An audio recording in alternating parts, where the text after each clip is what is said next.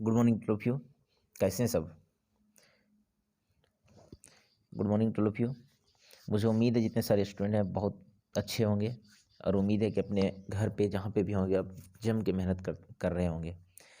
मैं आपको बता दूं अभी 11:30 बज रही है रात के, और मुझे लगा कि क्योंकि आपका एग्ज़ाम बहुत नज़दीक है इसीलिए आपके लिए एक छोटा सा वीडियो लेकर के आऊँ।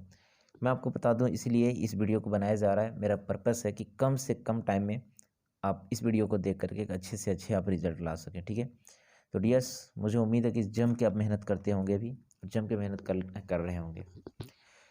क्लास 12 की ये वीडियो बहुत ही ज़्यादा इंपॉर्टेंट टॉपिक है, बायोमोलिकुल। जैसा कि हम लोग दिख रहा है इस चैप्टर में फुल मार्क्स 5 नंबर का एक क्वेश्चन पूछा जाता है, जो कि बहुत ज़्यादा इंपॉर्टेंट है और सबसे ईजी चैप्टर कहें तो सबसे ज़्यादा आसान चैप्टर ये है। मैं आपको बता दूं कि इस वीडियो में ये बायोमोलिकुल का एक वीडियो ये है, एक वीडियो और छोटा सा वीडियो लाएंगे, 2 वीडियो में इस चैप्टर को पूरा कंप्लीट करेंगे। तो सबसे पहले इस वीडियो को आप शुरू से अंत तक देखें ताकि आपको आने वाला और भी वीडियो आपको पूरा डिटेल समझ में आ जाए। तो चलिए हम लोग स्टार्ट करते हैं, शुरू करते हैं। इससे पहले हम्बल रिक्वेस्ट है कि अगर आप बायोमोलिकुल का भी एक बार पढ़ चुके हैं या नहीं भी पढ़े, इस वीडियो को आप 1 से 2 बार जरूर पढ़ेंगे, क्योंकि मुझे लगता है कि ये वीडियो आप देख लेने के बाद बायोमोलिकुल से एक भी क्वेश्चन आप नहीं छोड़ेंगे। क्योंकि इस कंटेक्ट में इस वीडियो में हम वो चीज़ आपको हम बताने जा रहे हैं जो आपको फैक्ट आपको पढ़ना है और जो आपके एग्ज़ाम में क्वेश्चंस पूछे जाते हैं। डेफिनेटली मुझे नहीं लगता कि यहाँ से क्वेश्चंस आपको बाहर रहेगा। A to Z क्वेश्चंस आपका एग्ज़ाम में यहीं से रहने वाला है और टू दी पॉइंट हमने बताने की कोशिश किया जो कि आपका एक काम के लायक है। चलिए हम लोग शुरू करते हैं बगैर टाइम को बर्बाद किए हुए। ठीक है, चलिए स्टार्ट करते हैं। हम लोग देखते हैं। जैसा कि आपको दिख रहा बायोमोलिकुल्स इंट्रोडक्शन, और इस टॉपिक में देखिए यहाँ पे हेडिंग दिया है introduction and classification of carbohydrate. सबसे पहले आपको पता होना चाहिए कि ये बायोमोलिकुल होता क्या है। तो मैं आपको बता दूं कि बायो यहाँ से ये पता चल रहा है कि बायोमोलिकुल, बायो की मीन्स होता है लाइफ, बायो मीन्स होता है लाइफ, और मोलिकुल का मतलब आप होता है कंपाउंड। इसका मतलब ये होता है कि वैसे कंपाउंड जिससे हम लोग का जीवन बना हुआ है, जिसके कारण हम लोग जिंदा हैं, उसी को हम लोग कहते हैं बायोमोलिकुल। ठीक है, जैसे आप पढ़े होंगे, जैसे मान लेते हैं कार्बोहाइड्रेट से हम लोग क्या करते हैं, लाइफ बना हुआ है। जैसे प्रोटीन हो गया, जैसे विटामिन हो गया, जैसे मिनरल्स हो गया, जैसे फैट हो गया, जैसे लिपिड हो गया। तो ये सब बहुत सारे ऐसे मॉलिक्यूल होते हैं जिसका यूज करके हम लोग का बॉडी बना हुआ है। ठीक है, तो इसी मॉलिक्यूल को हम लोग कहते हैं बायोमोलिक्यूल्स। मैं आपको बता दूं इस चैप्टर में सिर्फ और सिर्फ हम लोग बायोमोलिक्यूल के बारे में ही चर्चा करेंगे, जिसके अंदर हम लोग को पढ़ना जो है, जिसके अंदर हम लोग को है ना, जिसके अंदर हम लोग को पढ़ना है बायोमोलिक्यूल के बारे में। जैसे आपका पता है कि कार्बोहाइड्रेट बायोमोलिक्यूल होता है, इसके बारे में हम लोग को पढ़ना है ना। यहाँ देखिए बायोमोलिक्यूल कितने टाइप के दिए हुए हैं। बायोमोलिक्यूल का मतलब होता है लाइफ का मोलिक्यूल, जिससे हम लोग का लाइफ बना हुआ है। जैसे फर्स्ट का molecule carbohydrate, protein, fat, nucleic acid, जिसको हम लोग लिपिड है ना, फैट को लिपिड्स हम लोग कहते हैं। तो इसके बारे में हम लोग पढ़ेंगे। सबसे पहले अगर हम बात करें, कार्बोहाइड्रेट एक बायोमोलिक्यूल है, और कार्बोहाइड्रेट हम लोग को क्या देता है, एनर्जी देता है। भाई सबसे ज़्यादा कार्बोहाइड्रेट कहाँ पाया जाता है, तो आपको पता है कि आलू में है ना, ये चावल में कार्बोहाइड्रेट बहुत ज़्यादा पाया जाता है। इसीलिए तो चावल खाने से या आलू खाने से हम लोग को बॉडी में एनर्जी मिलता है और हम लोग जम के काम करते हैं ना। ऐसा नहीं कि हम लोग सिर्फ वेजिटेबल खाइए और जम के काम करें, नहीं भाई। वेजिटेबल से ज़्यादा कार्बोहाइड्रेट हम लोग को चावल में मिलता है, आलू में मिलता है। इसलिए डेली हम लोग चावल खाते हैं, क्योंकि डेली हम लोग वर्क भी करते हैं, उसके अकॉर्डिंग हम लोग को एनर्जी चाहिए। टी हो गया, चाय हो गया, कॉफ़ी हो गया, राइस हो गया, ये सब में जम के कार्बोहाइड्रेट होता है। और इसी के बारे में पूरा डिटेल हम लोग को इस चैप्टर में पढ़ना है।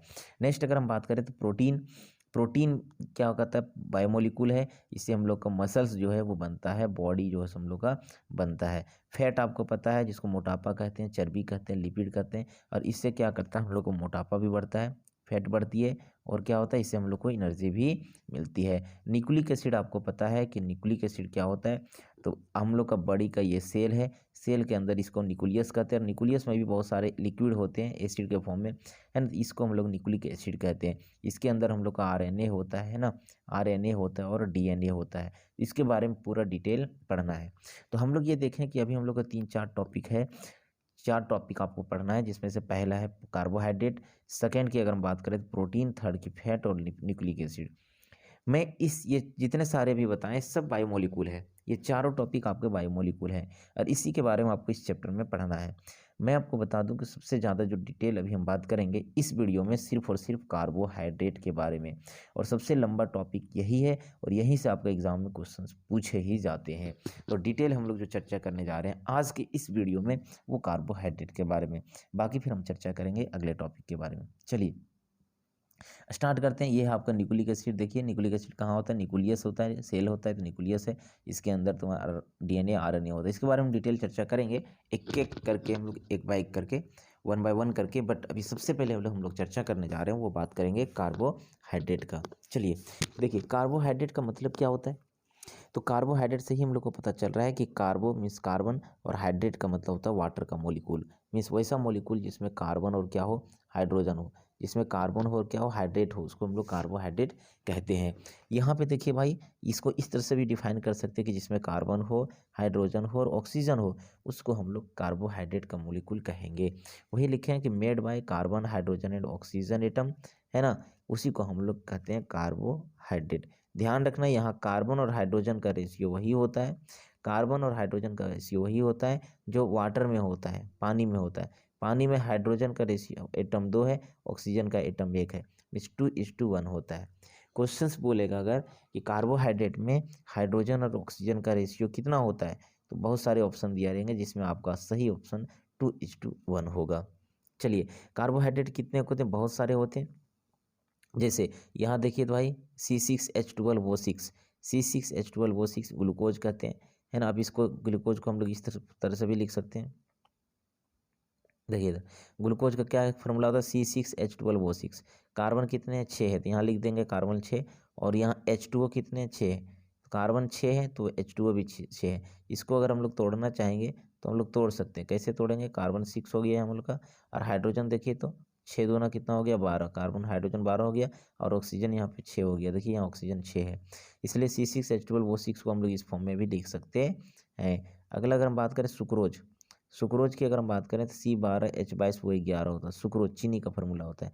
आप इसी को इस तरह से फॉर्म लिख सकते हो, कार्बन क्या है 12 है, और H2O कितना है 11 टाइम है, तो 11 दूना क्या हो गया 22 हो गया, और 11 क्या हो गया ऑक्सीजन हो गया। ठीक है, इसीलिए हम लोग लिख सकते हैं। अगर इसका जनरल फार्मूला की अगर बात करें कि कार्बोहाइड्रेट का जनरल फार्मूला क्या है, तो देखिए तो जितना हम लोग का यहाँ पे कार्बन का मॉलिक्यूल रहता है, यहाँ देखिए कार्बन का मॉलिक्यूल 12 है ना, तो H2O का मॉलिक्यूल यहाँ पे 11 है, यहाँ कार्बन का मॉलिक्यूल 6 है, तो यहाँ कार्बन है ना H2O का मॉलिक्यूल 6 है।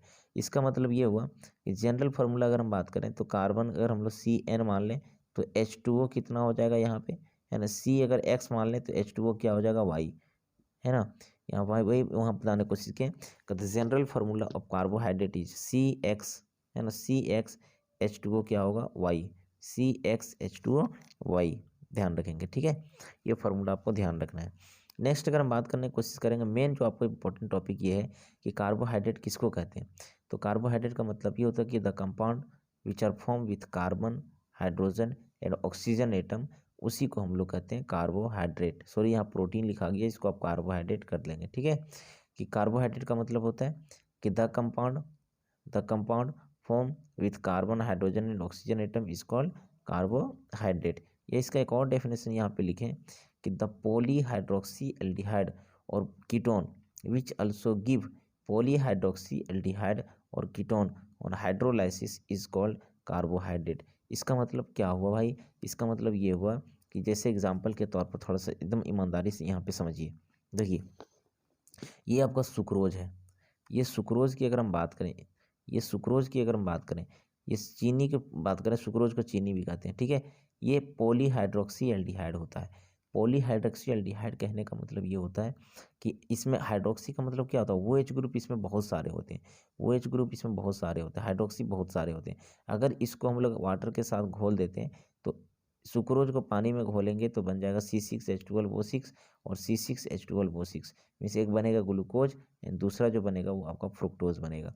मीन्स चीनी को जब भी हम लोग पानी में घोलते हैं तो एक मोलिक्यूल बनता है ग्लूकोज और दूसरा मोलिक्यूल बनता है फ्रुक्टोज। ठीक है, अच्छा ग्लूकोज भी पॉलीहाइड्रोक्सी एल्डिहाइड होता है और फ्रुक्टोज जो होता है पॉलीहाइड्रोक्सी कीटोन होता है।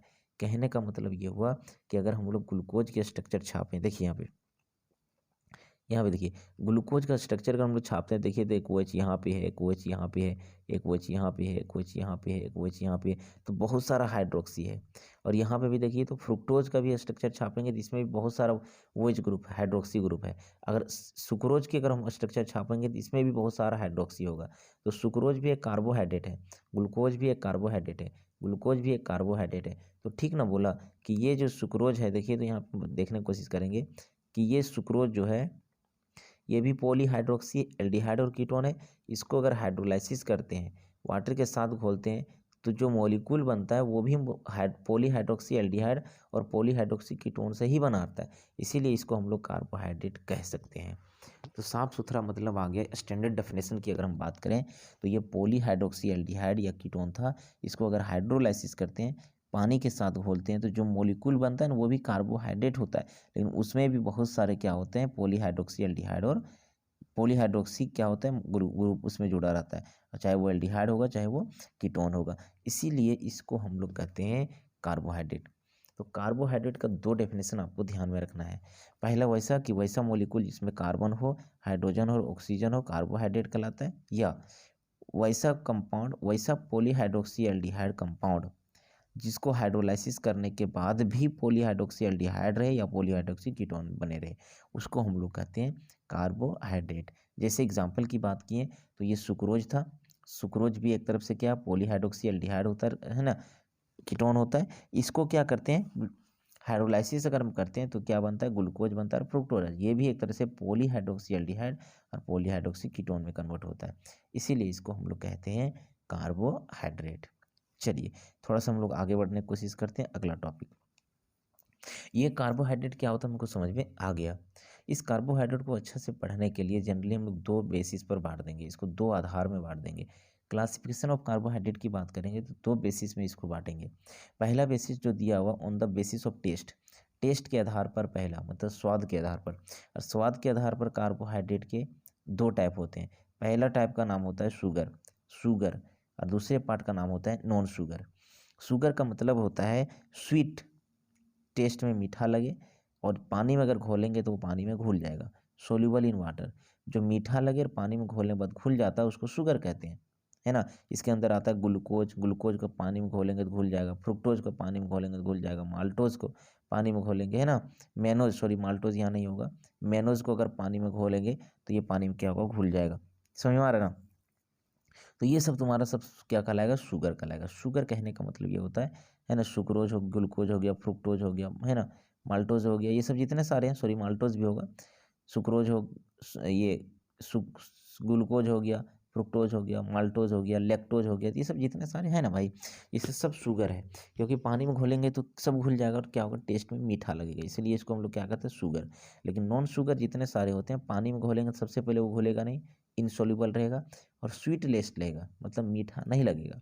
जैसे मान लेते आप देखिएगा पेड़ से आप पत्ता को तोड़िए और पत्ता को चबा करके देखिए, देखिए वो मीठा नहीं लगेगा, थोड़ा कासा टाइप का लगेगा, तो वो स्वीट लेस है क्योंकि उसमें स्टार्च पाया जाता है ना, स्टार्च, और स्टार्च जो होता है वो नॉन शुगर होता है। कार्बोहाइड्रेट तो होता है लेकिन वो नॉन शुगर होता है। इसीलिए हम लोग अगर कहें इसका अगर एग्जाम्पल की अगर हम बात करें तो इसका एग्जाम्पल होगा स्टार्च और सेल्यूलोज, ठीक है। तो शुगर का एग्जाम्पल ध्यान रखेंगे ग्लूकोज और फ्रुक्टोज और माल्टोज, लैक्टोज, और ये नॉन शुगर का एग्जाम्पल होगा तो वो होगा स्टार्च और सेल्यूलोज, इसको आपको ध्यान में रखना है। नेक्स्ट की अगर हम बात करने की कोशिश करेंगे on the basis of hydrolysis, hydrolysis के आधार पर बांटा गया है थ्री टाइप में, हाइड्रोलाइसिस के आधार पर बांटा गया है थ्री टाइप में, है ना। थ्री टाइप में पहला जो बांटा गया है मोनोसैकेराइड, ओलिगोसैकेराइड और पॉलीसैकेराइड। देखिए यहाँ बहुत इंपॉर्टेंट टॉपिक, इसको थोड़ा सा समझिए। हाइड्रोलाइसिस मतलब घोलने के आधार पर, अगर कार्बोहाइड्रेट को पानी में घोल देते हैं तो उसके आधार पर तीन टाइप में बांटा गया। मोनोसैकेराइड, सैकेराइड का मतलब होता है कार्बोहाइड्रेट का सबसे छोटा पार्ट, कार्बोहाइड्रेट का सबसे छोटे पार्ट को हम लोग सैकेराइड कहते हैं, मोनोसैकेराइड, ओलिगोसैकेराइड, पॉलीसैकेराइड। ध्यान रखना कि ओलिगो अगर कहेगा, मोनोसैकेराइड का मतलब अगर ये कार्बोहाइड्रेट है इसको अगर पानी में घोल दिए तो ये नहीं घुलेगा, एक मॉलिक्यूल था और एक ही मॉलिक्यूल में रहेगा, मतलब इसका हाइड्रोलाइसिस पॉसिबल नहीं है और छोटे छोटे पार्ट में नहीं टूटेगा, तो इसको कहते हैं मोनोसैकेराइड। सैकेराइड का मतलब होता है कार्बोहाइड्रेट का छोटा पार्ट, एक पार्ट, यूनिट पार्ट, ठीक है। तो सैकेराइड, मोनोसैकेराइड कार्बोहाइड्रेट का पहला मॉलिक्यूल, जिसको पानी में घोलेंगे तो नहीं घुलेगा, हाइड्रोलाइसिस नहीं होगा, क्योंकि अपने आप में वो छोटा मॉलिक्यूल है ना, छोटा मॉलिक्यूल है। इसको पानी में घोलेंगे थोड़ी ना घुलेगा, क्योंकि एक छोटा मॉलिक्यूल है। तो कार्बोहाइड्रेट का वो छोटा मॉलिक्यूल या कार्बोहाइड्रेट को अगर पानी में घोलें तो वो नहीं घुले, मतलब एक ही मॉलिक्यूल में ही रहे, उसको कहते हैं मोनोसैकेराइड। वही बताएं, गिव ओनली वन मोनोसैकेराइड, है ना, उसको हम लोग कहते हैं क्या, मोनोसैकेराइड। या तो हाइड्रोलाइसिस पॉसिबल नहीं है, वो पानी में नहीं घुलता, उसको हम लोग कहते हैं मोनोसैकेराइड। इसका अंदर एग्जाम्पल आता है ग्लूकोज और क्या होता है फ्रुक्टोज, जिसका फार्मूला आपको पता है C6H12O6, C6H12O6 होता है। ये बात थोड़ा सा समझने की कोशिश करेंगे। नेक्स्ट अगर होता है ओलिगोसैकेराइड, और ओलिगो में क्या होता है कि अगर जैसे कार्बोहाइड्रेट है, इसको पानी में घोलेंगे तो 2 से लेकर 10 पार्ट में टूट सकता है, 2 से 10 छोटे छोटे पार्ट में टूट जाएगा, और छोटे छोटे पार्ट को हम लोग सैकेराइड कहते हैं, 10 मोनोसैकेराइड में टूट जाएगा, इसलिए इसको कहते हैं ओलिगोसैकेराइड। अगर 2 पार्ट में टूटेगा तो डाइसैकेराइड, 3 पार्ट में टूटेगा तो ट्राइसैकेराइड, 4 पार्ट में टूटेगा टेट्रासैकेराइड, 5 पार्ट में टूटेगा पेंटासैकेराइड, मतलब 2 से 10 तक के पार्ट को हम लोग कहते हैं ओलिगोसैकेराइड। ठीक है, 2 से 10। और पॉलीसैकेराइड का मतलब होता है कि एक ऐसा कार्बोहाइड्रेट जिसको पानी में अगर घोल दिए तो 10 से भी ज़्यादा पार्ट में वो टूट जाएगा, 10 से भी ज़्यादा मोनोसैकेराइड में टूट जाएगा, उसको हम लोग कहते हैं पॉलीसैकेराइड। इसका एग्जाम्पल जो आता है स्टार्च आता है और सेल्यूलोज आता है, ध्यान रखना, स्टार्च और क्या आता है, सेल्यूलोज आता है। तो अभी हम लोग देखने की कोशिश ये किए कि कार्बोहाइड्रेट का जो क्लासिफिकेशन हम लोग करते हैं वो दो आधार पर करते हैं। पहला, on the basis of taste, taste में शुगर और नॉन शुगर, शुगर मीठा लगेगा, नॉन शुगर मीठा नहीं लगेगा। दूसरी बात, on the basis of hydrolysis, hydrolysis में 3 मोनोसैकेराइड, ओलिगोसैकेराइड, पॉलीसैकेराइड। मोनोसैकेराइड में हाइड्रोलाइसिस पॉसिबल नहीं है, एक ही पार्ट में रहेगा, वो एक ही मोनोमर में रहेगा, एग्जाम्पल ग्लूकोज फ्रुक्टोज।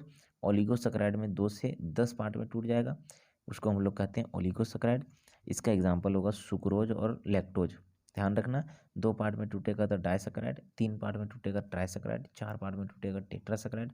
ध्यान रखना, आपको क्लास 12th स्टैंडर्ड में सिर्फ डाइसैकेराइड पढ़ना है, और डाइसैकेराइड का एग्जाम्पल होता है सुक्रोज और लैक्टोज, सुक्रोज और लैक्टोज। इसी तरह से पॉलीसैकेराइड में, जिसमें 10 से पानी में घोलने के बाद हाइड्रोलाइसिस करने के बाद 10 से ज़्यादा मोनोसैकेराइड में टूट जाता है, मोर देन 10 मोनोसैकेराइड, जैसे स्टार्च हो गया और सेलुलोज हो गया। मैं आपको बता दी, ये क्वेश्चन आपको टर्म 2 का मॉडल सेट में क्वेश्चंस पूछ चुका है, आप इसको ध्यान रखना। चलिए, यहाँ नोट के तौर पर हम लोग इसको एक्सप्लेन किए। देखिए क्वेश्चन दिया हुआ है, एक मोनोसैकेराइड का फार्मूला होता है C6H12O6, C6H12O6, ये है मोनोसैकेराइड, सबसे छोटा पार्ट।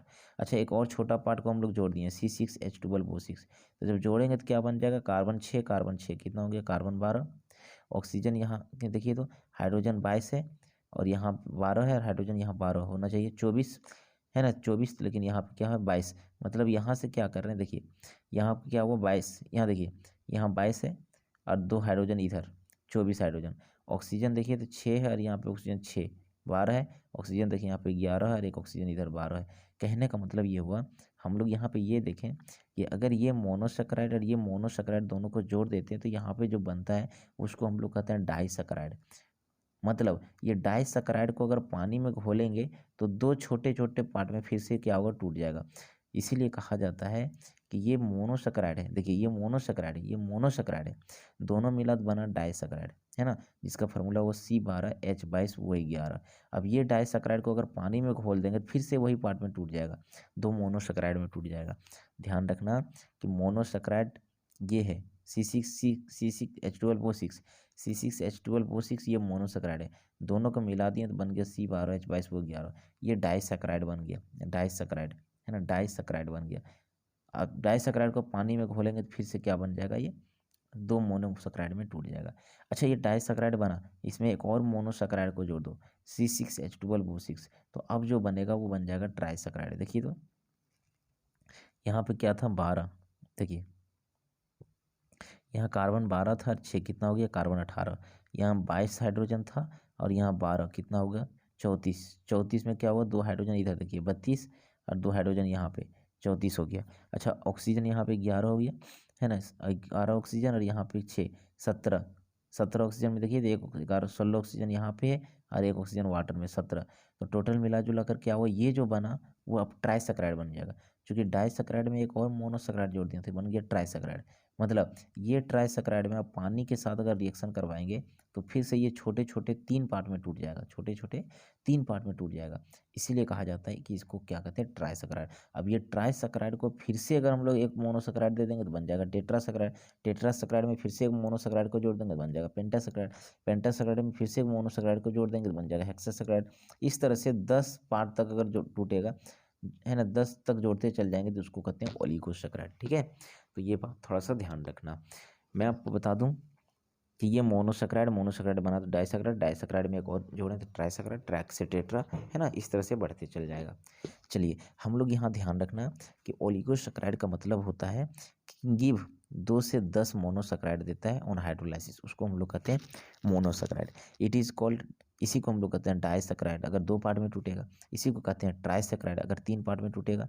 इसी को हम लोग कहते हैं टेट्रासैकेराइड अगर 4 पार्ट में ये टूट जाए। ठीक है, ध्यान रखना, नोट के तौर पर हम लोग लिखें कि monosaccharide are further classified into, ये जो मोनोसैकेराइड हम लोग पढ़े उसको हम लोग फिर से बांट सकते हैं कितने आधार पर। देखो बहुत इंपॉर्टेंट, यहाँ से क्वेश्चन पूछा जाता है। ये है आपका मोनोसैकेराइड। मोनोसैकेराइड को फिर से बांटा गया है ट्राइओज, टेट्रोज, पेंटोज, हेक्सोज, बहुत सारे पार्ट में। ट्राइओज का मतलब इसमें कार्बन 3 होंगे। जब कार्बन 3 होंगे तो हाइड्रेट भी 3 होगा, है ना, क्योंकि कार्बोहाइड्रेट का फॉर्मूला होता है CN, जितना N होगा H2O भी क्या होगा उसी के N के बराबर होगा। तो कार्बन अगर 3 होगा तो हाइड्रोजन भी क्या होगा, हाइड्रेट भी क्या होगा, 3 होगा।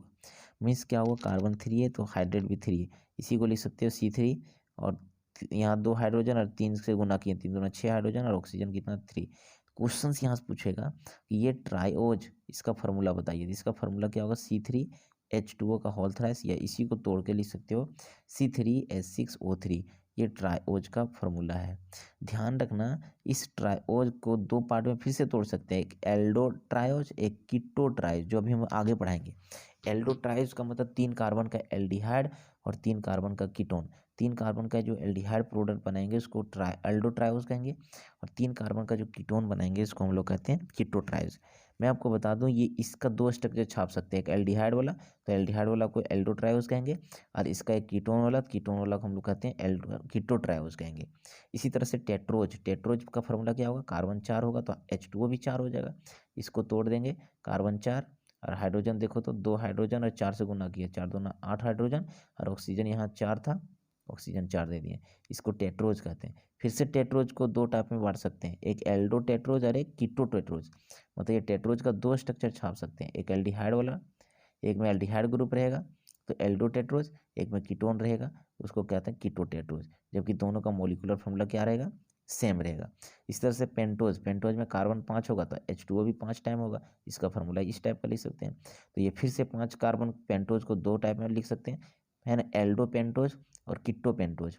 इसी टाइप का हेक्सोज होता है। देखिए हेक्सोज में भी हम लोग देखिए कार्बन 6 लिए और H2O 6 लिए तो बन गया C6H12O6। इसका ग्लूकोज का भी फॉर्मूला यही होता है, ध्यान रखना, C6H12O6, C6H12O6। इसका भी 2 टाइप का स्ट्रक्चर होगा, अगर एल्डिहाइड रहेगा कार्बन 6 और एल्डिहाइड रहेगा तो एल्डोज, और कार्बन 6 कीटोन फंक्शनल ग्रुप रहेगा तो कीटोज, है ना। एल्डो हेक्सोज और कीटो हेक्सोज भी कह सकते हैं। 7 कार्बन को कह सकते हैं हेप्टोज, और हेप्टोज का फॉर्मूला ये होता है। ध्यान रखना यहाँ उस क्वेश्चन क्या पूछेगा, क्वेश्चन पूछेगा ट्राइओज का फॉर्मूला बताओ, तो ट्राइओज का फॉर्मूला C3H2O का होल 3 बस। टेट्रोज का फॉर्मूला बताओ C4H2O 4 टाइम, ठीक है।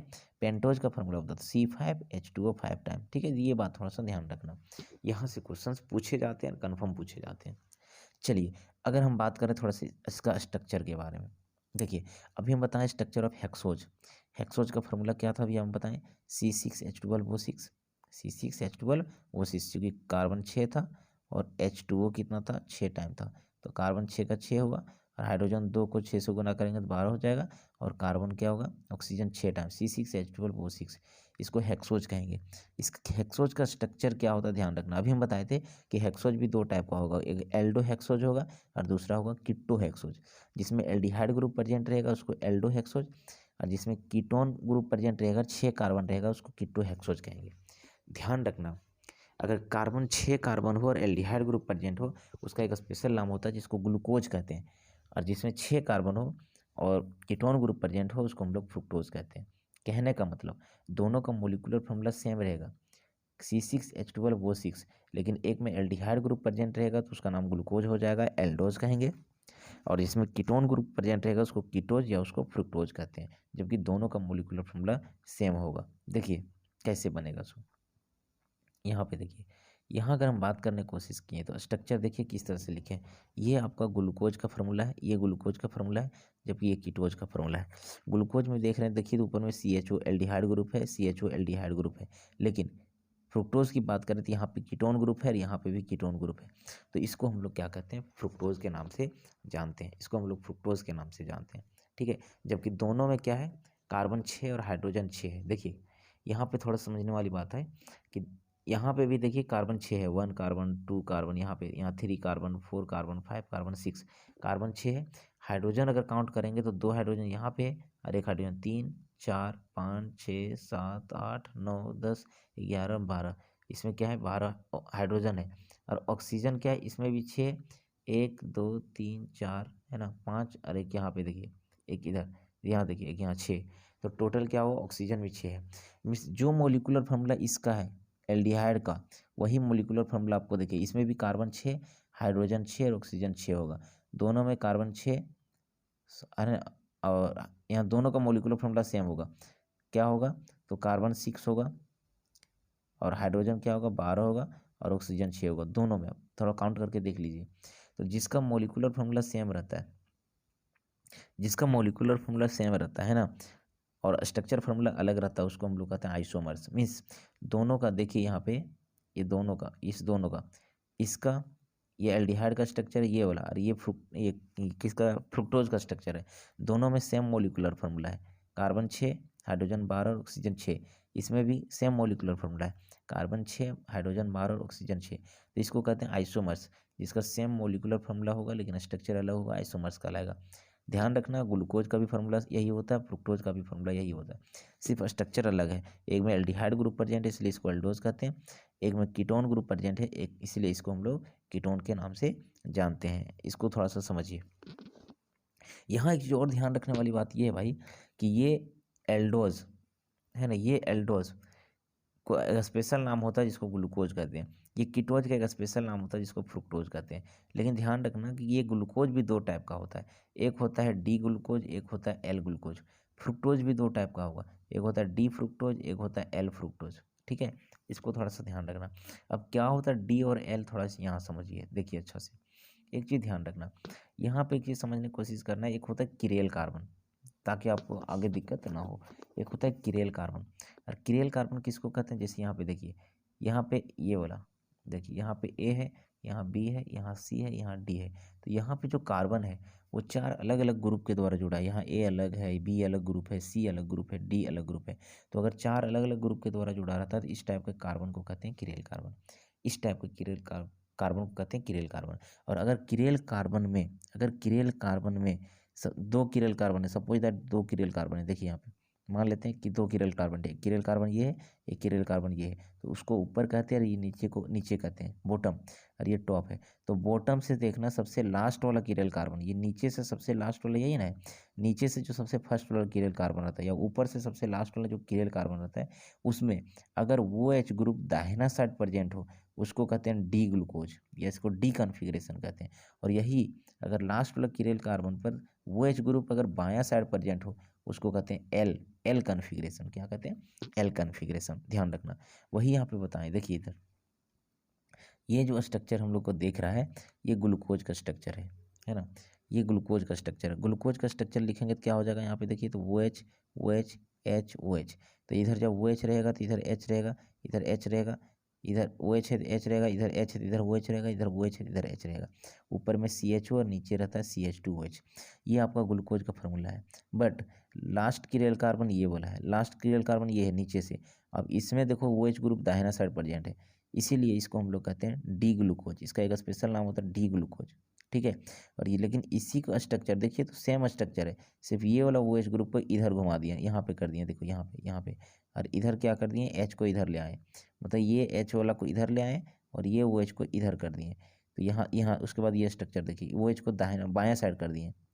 बाकी सेम मोलिकुलर फार्मूला पूरा सेम है, इसीलिए इसको कहते हैं एल ग्लूकोज। है ना, ग्लूकोज एल, और इसको कहते हैं ग्लूकोज डी, इसी का नाम होता है ग्लूकोन डी, इसी का नाम होता है ग्लूकोन डी। तो हम लोग को ये समझ में आ गया ग्लूकोज का स्ट्रक्चर ये भी है, ग्लूकोज का स्ट्रक्चर ये भी है। एल्डिहाइड इसलिए एल्डोज, एल्डिहाइड इसलिए एल्डोज, लेकिन इसमें OH group right side present है, इसीलिए इसको हम लोग कहते हैं क्या, डी ग्लूकोज। और OH ग्रुप अगर बाएं साइड प्रेजेंट है तो उसको हम लोग कहते हैं एल ग्लूकोज। इसको थोड़ा सा समझ लीजिए। नेक्स्ट अगर हम बात करें, सेम हम लोग का फ्रुक्टोज के जैसा रहता है, फ्रुक्टोज सेम रहता है। इसमें क्या होता है कि इसका फार्मूला ध्यान रखना, यहाँ पे नीचे CH2OH दे देना और ऊपर में CH2OH, दोनों हर जगह सेम है। यहाँ क्या करना हम लोग को, यहाँ क्या करना, OH, इधर देखो OH, H, यहाँ CO कीटोन ग्रुप है, ध्यान रखना CH2OH, CH2OH, इधर OH, OH, H और CO, ठीक है। और अगर हम लोग यहाँ पे OH देंगे, इधर देखिए, यहाँ अगर OH देंगे, इधर H है, इधर OH है, इधर H है, इधर अगर H है तो इसका अपोजिट OH है। इसको हम लोग फ्रुक्टोज का फार्मूला कहते हैं, ये ध्यान रखना। फ्रुक्टोज में कीटोन ग्रुप होता है, इसलिए इसको कीटोज कहते हैं।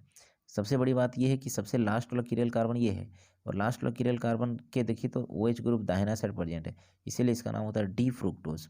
यहाँ पे क्या किए, इस H को इधर घुमा दिए और इस OH को इधर ले आए, देखिए यहाँ पे देखिए OH यहाँ पे दाहिना बायां साइड प्रेजेंट है, इसलिए ये भी तो फ्रुक्टोज था, लेकिन इसका नाम क्या हो गया, एल फ्रुक्टोज। तो कहने का मतलब ये हुआ कि दोनों का मोलिकुलर फार्मूला सेम है। देखिए C6H12O6, C6H12O6, यही फार्मूला का सेम फार्मूला का एक फार्मूला बन गया ग्लूकोज, एक बन गया क्या, बन गया कीटोज। अच्छा, ये ग्लूकोज में भी दो टाइप का हम लोग का स्ट्रक्चर आ गया, एक डी ग्लूकोज और एक एल ग्लूकोज। फ्रुक्टोज भी दो टाइप का आ गया, डी फ्रुक्टोज और एक एल फ्रुक्टोज। मतलब टोटल हम लोग के पास 4 स्ट्रक्चर प्राप्त हो गया, 4 स्ट्रक्चर मिल गया सेम यही फार्मूला से।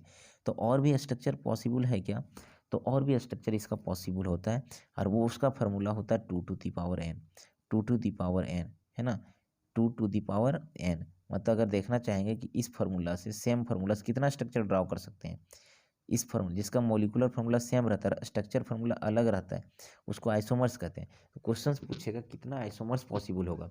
ग्लूको यही फार्मूला से 2 स्ट्रक्चर छापें, और फिर से इससे भी 2 स्ट्रक्चर छाप रहे हैं, इससे भी 2 स्ट्रक्चर छाप रहे हैं, तो और कितना स्ट्रक्चर छाप सकते हैं, उसी को आइसोमर्स कहते हैं। और उसको निकालने के लिए एक तरीका होता है, एक फार्मूला होता है, जिसको हम लोग कहते हैं 2 to the power n, 2 to the power n, जहाँ पे n बराबर होता है नंबर ऑफ कीरेल कार्बन। जितना कीरेल कार्बन होता है वो है ना, उसको पावर में लिखते हैं। जैसे total number of possible structure यहाँ दिया 2 to the power n, where n बराबर नंबर ऑफ कीरेल कार्बन। देखिए तो ये ग्लूकोज में कितने कीरेल कार्बन है, एक यहाँ है, 2 है, 3 है, 4 है, इसका मतलब 2 टू दी पावर 4, सबको गुना करेंगे तो टोटल 16 स्ट्रक्चर हम लोग ग्लूकोज का छाप सकते हैं। इसी टाइप का फ्रुक्टोज में कितने कार्बन है, 1, 2, 3, ये किरेल नहीं है। किरेल क्यों नहीं, चूंकि ये कार्बन देखिए 3 ही साइड से जुड़ा है, 1, 2 और 1, 3, 4 4 4 से जुड़ा होना चाहिए। एक कार्बन अगर 4 अलग अलग ग्रुप से जुड़ा है तो उसको किरेल कार्बन कहते हैं। तो ये किरेल नहीं है, ध्यान रखना, ये किरेल नहीं है, ये किरेल नहीं है, ये किरेल नहीं है, ये किरेल नहीं है। मेन किरेल यहाँ पे, यहाँ पे और यहाँ पे। तो 2 टू दी पावर क्या होगा, 3, 2 to the power 3, 2 to the power 3 का बात करेंगे तो कितना हो जाएगा, टोटल इसका 8 स्ट्रक्चर छाप सकते हैं। तो क्वेश्चन अगर पूछेगा ग्लूकोज का टोटल कितना ऑप्टिकल आइसोमर्स छाप सकते हैं, तो 2 टू दी पावर n, मतलब 2 टू दी पावर 4, इसका 16 स्ट्रक्चर। लेकिन फ्रुक्टोज के अगर छापना चाहेंगे तो कितना हो जाएगा, 8 स्ट्रक्चर, ठीक है। वही यहाँ पे लिखे हुए देखिए, total possible structure 2 to the power n, 2 to the power 4 में 16 स्ट्रक्चर, और यहाँ पे देखिए 2 टू द पावर n कितना हो गया, 8 स्ट्रक्चर हो गया। तो इस तरह से हम लोग निकाल सकते हैं कितना स्ट्रक्चर पॉसिबल है किसी का भी। नेक्स्ट अगर हम बात करने की कोशिश करते हैं, इसी के बाद अगला टॉपिक देखिए, now in stereo chemistry, chemical, है ना। हम लोग स्टीरियो केमिस्ट्री में पढ़ते हैं 2 टाइप का कन्फिग्रेशन, ध्यान रखना, एक होता है डी, एक होता है स्मॉल डी, एक होता है कैपिटल डी, एक होता है क्या, स्मॉल एल, एक होता है कैपिटल एल। तो अभी जो हम लोग पढ़ रहे थे वो बड़ा डी और बड़ा एल के बारे में, ठीक है। एक होता है छोटा डी और एक एल, जिसको अगर प्लेन पोलराइज लाइट को पढ़ाए थे स्टीरियो केमिस्ट्री में, जब ऑप्टिकली एक्टिव कंपाउंड और ऑप्टिकली इनएक्टिव कंपाउंड पढ़ाया जा रहा था, वहाँ पे अगर प्लेन पोलराइज लाइट को अगर क्लॉकवाइज डायरेक्शन में घुमा देता था, इसको डी के द्वारा या प्लस के द्वारा डिनोट करते थे, और प्लेन पोलराइज लाइट को अगर बायां साइड घुमा देता था तो उसको हम लोग लिबोरेटरी या एल या माइनस के द्वारा डिनोट करते थे। खैर अभी हम लोग को समझ लेना कि अभी जो डी का यूज़ कर रहे हैं वो कैपिटल डी का और कैपिटल एल का यूज़ कर रहे हैं ना, स्मॉल डी और स्मॉल एल अलग चीज़ होती है। चलिए, तो अभी हम लोग यहाँ पे देखने की कोशिश ये किए, क्या देखें कि मोनोसैकेराइड को भी बांटा गया ट्रायोज, ट्रायोज भी दो टाइप का, एल्डोज और कीटोज। टेट्रोज, पेंटोज, हेक्सोज, इसका फॉर्मूला आपको ध्यान रखना है, ठीक है। इसी तरह से हेक्सोज में अगर हम बात करें तो ग्लूकोज था, हेक्सोज का फॉर्मूला C6H12O6 था। इसका दो टाइप था, एल्डोज और कीटोज। एल्डोज इसलिए क्योंकि इसमें एल्डिहाइड ग्रुप था, कीटोज इसलिए क्योंकि इसमें कीटोन ग्रुप था, ठीक है। एल्डोज को हम लोग ग्लूकोज कहते थे, इसका टोटल कितना 16 स्ट्रक्चर छाप सकते थे, क्योंकि इसमें 4 कीरेल कार्बन है। और कीटोज में टोटल 8 स्ट्रक्चर छाप सकते थे, क्योंकि इसमें 3 कीरेल कार्बन मौजूद हैं, ठीक है। कीरेल कार्बन क्या होता था? वैसा वैसा कार्बन जो 4 अलग अलग ग्रुप के द्वारा जुड़ा हुआ, उसको कीरेल कार्बन कहते हैं। चलिए हम लोग आगे बढ़ने की कोशिश करते हैं थोड़ा सा। देखिए डियर, मैं आपको बता दूं कि अभी आपका लगभग 12:30 के आसपास में टाइम हो रहा है। मैं आपको बता दूं डियर कि मैं अगर आपके पीछे इतना मेहनत करके ये सब वीडियो ला रहा हूँ और इतना इंपॉर्टेंट वीडियो, तो आपको भी फर्ज बनता है कि आपका एग्ज़ाम है और जम करके मेहनत कीजिए और जम करके पढ़िए। इस वीडियो को आप 1 से 2 बार आप देख लीजिए, मुझे लगता है कि एक भी टॉपिक आपको क्वेश्चन नहीं छूटेगा। चलिए थोड़ा सा अगला टॉपिक की अगर हम बात करें तो पेज नंबर 6 की अगर हम बात करें तो स्ट्रक्चर ऑफ सम स्मॉल, है ना, मोनोसैकेराइड। मोनोसैकेराइड के कुछ स्ट्रक्चर के बारे में बात करेंगे। देखिए सिंपल स्ट्रक्चर है, बहुत आसान स्ट्रक्चर है। 3 कार्बन का अगर रहेगा स्ट्रक्चर, 3 कार्बन का स्ट्रक्चर छापना चाहेंगे जिसको ट्राइओज कहेंगे, तो ट्राइओज 2 टाइप का होगा। देखिए ट्राइओज, ट्राइओज है ना, ट्राइओज मतलब 3 कार्बन की अगर हम बात करें, यहाँ देखिए, यहाँ पे देखिए तो CH2OH और ऊपर में एल्डिहाइड डाल दिया। यहाँ पे क्या किए, OH इधर कर दिए और H इधर कर दिए। सिंपल हम लोग को देखना, अगर क्वेश्चन पूछेंगे इसका एक स्पेशल नाम होता है ग्लिसरॉल्डिहाइड। अब बताइए तो डी ग्लिसरॉल्डिहाइड होगा कि एल ग्लिसरॉल्डिहाइड होगा? तो सिंपल सी बात, ये कीरेल कार्बन है, कीरेल कार्बन के दाहिना साइड OH ग्रुप प्रेजेंट है, इसलिए हम लोग कहते हैं डी ग्लिसरॉल्डिहाइड। लेकिन यही OH को इधर ले आया और ये H को इधर, तो क्या हो जाएगा, एल ग्लिसरॉल्डिहाइड हो जाएगा, ठीक है। इसका फॉर्मूला क्या हो जाएगा भाई, तो C3H6 और O3 होगा। चूँकि ट्राइओज का फॉर्मूला भी हम सिखाए थे, जस्ट अभी पहले पढ़ाए थे कि C3 होगा तो H2O कितना टाइम होगा, 3 टाइम होगा। इसको अगर हम लोग ये करते हैं तो कार्बन 3 का 3 रहेगा, हाइड्रोजन क्या होगा, 3 दूना 6 हो जाएगा और ऑक्सीजन 3 हो जाएगा, ठीक है। तो ये ट्राइओज का फॉर्मूला है। ट्राइओज में 2 टाइप का, एक एल्डोज वाला आ गया है ना, डी ग्लिसरॉल्डिहाइड, और दूसरा क्या आ गया, एल ग्लिसरॉल्डिहाइड, ठीक है। अच्छा क्वेश्चंस बोलेंगे इसमें कितने ऑप्टिकल आइसोमर्स छाप सकते हैं, तो फार्मूला होता है 2⁻n। देखिए तो एक ही कीरेल कार्बन है तो 2⁻1, मतलब कितना स्ट्रक्चर छाप सकते हैं, 2। तो 3 कार्बन के कार्बन का ऑप्टिकल आइसोमर्स 2 पॉसिबल होगा। इसी टाइप का अगर हम लिखें 4 कार्बन, 4 कार्बन जिसको हम लोग टेट्रोज कहते हैं, आपको पता है टेट्रोज का फॉर्मूला भी हम लिखाए थे कि कार्बन 4 होगा तो H2O भी हम लोग का कितना होगा, 4 होगा। इसको अगर गुना करते हैं तो कार्बन 4 का 4 हो जाएगा और हाइड्रोजन 4 दोनों क्या हो जाएगा, 8 हो जाएगा और ऑक्सीजन भी कितना हो जाएगा, 4 हो जाएगा। अच्छा इसमें क्या क्या किए हम लोग, नीचे CH2OH दिए और ऊपर में एल्डिहाइड CHO डालें। अब यहाँ भी देखिए, यहाँ OH, जब इधर OH है इधर H हो जाएगा, इधर क्या हो जाएगा, H हो जाएगा। अब बताओ, इसका एक स्पेशल नाम होता है इरीथ्रोज, इसका नाम होता है इरीथ्रोज। ये डी क्यों आया पता है, तो डी इसलिए आया चूंकि ये देखिए तो लास्ट कीरेल कार्बन है, ये लास्ट कीरेल कार्बन का OH ग्रुप दाहिना साइड प्रेजेंट है, इसलिए इसको हम लोग कहते हैं डी इरीथ्रोज। जस्ट अपोजिट इसमें देखिए तो यहाँ पे देखिए इसका नाम होता है इरीथ्रोज, इसका भी 2 टाइप का छाप सकते हैं, डी इरीथ्रोज। अगर ये OH को इधर कर देंगे तो क्या हो जाएगा, एल इरीथ्रोज, मतलब यहाँ से 2 स्ट्रक्चर छाप सकते हैं। एक चीज़ और, यहाँ देखिए इस टाइप का लाइन दिए हैं, डॉटेड लाइन, डॉटेड लाइन। अगर इस डॉटेड लाइन से, इस डॉटेड लाइन से अगर हम लोग क्या करते हैं, यहाँ से इसको काट देते हैं और ये ऊपर वाला पार्ट को, ये ऊपर वाला पार्ट को घुमा देते हैं थोड़ा सा इधर, है ना, इसको ऐसे करके घुमा देते हैं, तो घुमा देंगे तो क्या होगा, ये OH ग्रुप इधर आ जाएगा और ये H ग्रुप इधर आ जाएगा, है ना। वही यहाँ पे किए, देखिए यहाँ पे घुमा करके कितना पर रोटेट किए, 180 डिग्री पर, तो रोटेट किए तो OH ग्रुप इधर आ गया, H ग्रुप इधर आ गया और एक नया स्ट्रक्चर तैयार हो गया। इस नया स्ट्रक्चर का नाम होता है 3OH। इसका नाम क्या होता है, 3OH। ध्यान रखना ये 3OH इसका फॉर्मूला होता है 3OH।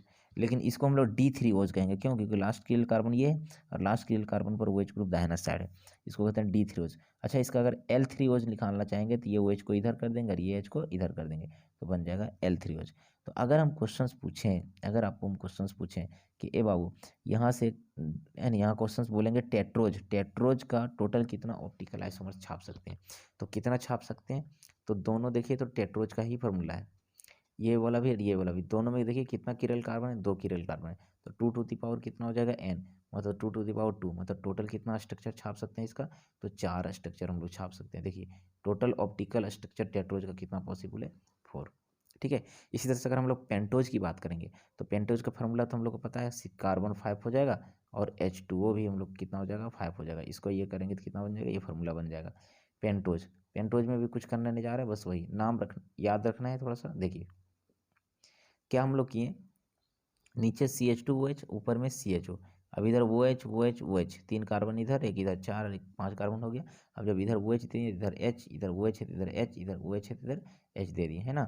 इसका एक स्पेशल नाम होता है, इसको याद रखेंगे, जिसको होता है राइबोज। इसी को कहते हैं राइबोज। बट लास्ट कार्बन पर OH ग्रुप कहाँ प्रेजेंट है भाई, तो OH ग्रुप किधर प्रेजेंट है, तो बाएं साइड, दाहिना साइड प्रेजेंट है, इसलिए इसका नाम होता है डी राइबोज। अच्छा, इसका हम लोग एल राइबोज भी छाप सकते हैं, ये है ना, एक अलग स्ट्रक्चर छापेंगे और ये OH को इधर कर देंगे तो ये बन जाएगा एल राइबोज, ठीक है। इसी टाइप का यहाँ पे देखिए, अब हम लोग इसमें क्या करेंगे, ये ऊपर वाला जो दिख रहा तुमको यहाँ यहाँ 180 डिग्री पर इसको रोटेट कर दो। तो जब इसको रोटेट कर देंगे तो ये OH ग्रुप इधर आ जाएगा, ये H ग्रुप इधर आ जाएगा, जैसा कि यहाँ पे स्ट्रक्चर में दिखाया गया है। देखिए ये अगला स्ट्रक्चर में दिखाया गया है, ये वाला स्ट्रक्चर में वही ना हुआ है। बाकी ज्यों का त्यों है, इधर है ना, ज्यों का त्यों है। इसका एक स्पेशल नाम होता है अराबिनोज, इसका एक स्पेशल नाम होता है, याद रखना, अराबिनोज इस स्ट्रक्चर का। लेकिन ध्यान रखना इसको डी अराबिनोज कहेंगे, क्यों, क्योंकि लास्ट किरल कार्बन एटम ये है और इसके लास्ट किरल कार्बन एटम पर OH ग्रुप दाहिना साइड है, डी अराबिनोज होगा। अच्छा, इसका एल अराबिनोज भी हम लोग छाप सकते हैं, ठीक है। इसी टाइप का एक चीज़ और ध्यान रखना, अब हम लोग यहाँ पे रोटेट किए थे, अब हम लोग क्या कहते हैं, यहाँ रोटेट करो, यहाँ से ऊपर लोग पूरा 180 डिग्री पर रोटेट कर दो यहाँ पे। तो जब यहाँ पे रोटेट करते हैं तो क्या बन जाता है, देखो तो, अब इसको रोटेट किए तो, है ना। अब इस H को इधर ले आए, इस OH को इधर, ये वाला रोटेट किए तो एक नया स्ट्रक्चर बन गया, इसको कहते हैं क्या, डी जाइलोज, डी जाइलोज, क्या कहते हैं, डी जाइलोज। और फिर से हम लोग क्या किए, इस OH को हम लोग इस टाइप में कन्वर्ट किए, इसको डी लैक्सोज बन गया। कैसे बना, थोड़ा सा फिर से समझिए, यहाँ पे फिर से समझिए आप। सबसे पहले हम लोग ये वाला रोटेट किए, है ना, तो ये वाला बन गया क्या, राइबोज से अराबिनोज। अब हम लोग इसको रोटेट कर दें, सिर्फ इसको वाला, ये वाला, देखिए तो इधर ले आ, इसका एक स्पेशल नाम बन गया D xylose, D xylose, D xylose.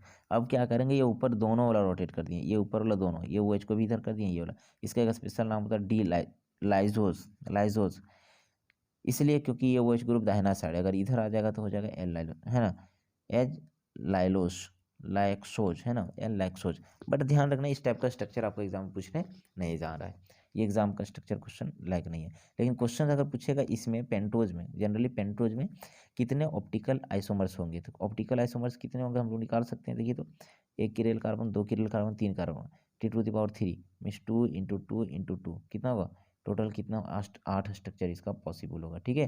तो टोटल ऑप्टिकल आइसोमरिज्म 8 होगा। इसी तरह से हेक्सोज, कार्बन 6 के लिए अभी हम बताए थे, जिसमें से एक ग्लूकोज होता है, एक फ्रुक्टोज होता है, ठीक है।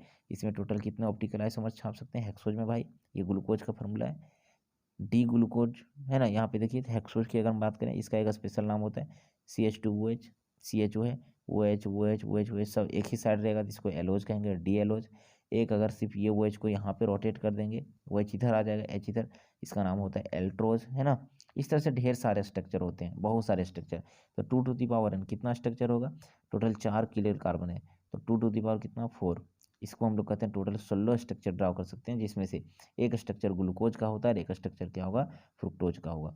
तो क्वेश्चन सिंपल यहाँ से ये पूछेगा कि हेक्सोज में टोटल कितने ऑप्टिकल आइसोमर्स पॉसिबल है, पेंटोज में कितने ऑप्टिकल आइसोमर्स पॉसिबल है, बस ये निकालना रहेगा, बाकी और ज़्यादा कुछ नहीं। चलिए नेक्स्ट टॉपिक, एक इंपॉर्टेंट टॉपिक की बात कर रहे हैं, जहाँ से आपका एग्जाम में क्वेश्चन पूछने जा रहा है, कन्फर्म यहाँ से क्वेश्चन पूछने जा रहा है, ठीक है, पूछेगा।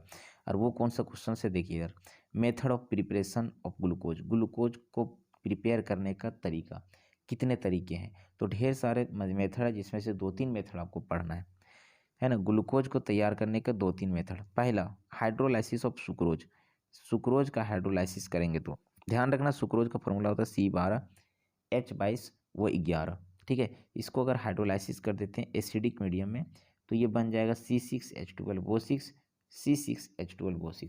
दोनों का मोलिकुलर फॉर्मूला सेम है, बट स्ट्रक्चर अलग होता है, इसको हम लोग ग्लूकोज कहते हैं और इसको कहते हैं फ्रुक्टोज। यहाँ सवाल अब नहीं आना चाहिए कि सर दोनों का सेम मोलिकुलर फॉर्मूला, नाम कैसे हुआ, क्योंकि ऊपर में हम लोग पढ़ा चुके हैं कि ग्लूकोज का भी फार्मूला और फ्रुक्टोज का भी फार्मूला क्या हो, सेम है, बट स्ट्रक्चर अलग होता है, एक में कीटोन होता है तो एक में एल्डिहाइड होता है। चीनी का फार्मूला होता है C12H22O11, चीनी को पानी में घोलेंगे तो एक मॉलिक्यूल बन जाएगा ग्लूकोज और एक मॉलिक्यूल बन जाएगा फिर फ्रुक्टोज। ठीक है, तो यहाँ से हमको ग्लूकोज बन गया। अच्छा, क्वेश्चन अगर पूछेंगे तो ग्लूकोज कौन सा सैकराइड है, तो ये मोनोसैकराइड होगा। फ्रुक्टोज कौन सा सैकराइड है, मोनोसैकराइड। जब दोनों को मिला देंगे तो क्या बन जाएगा, चीनी, है ना। तो ये चीनी कौन सा सैकराइड होगा, डाइसैकराइड होगा। ये बात थोड़ा सा ध्यान रखना।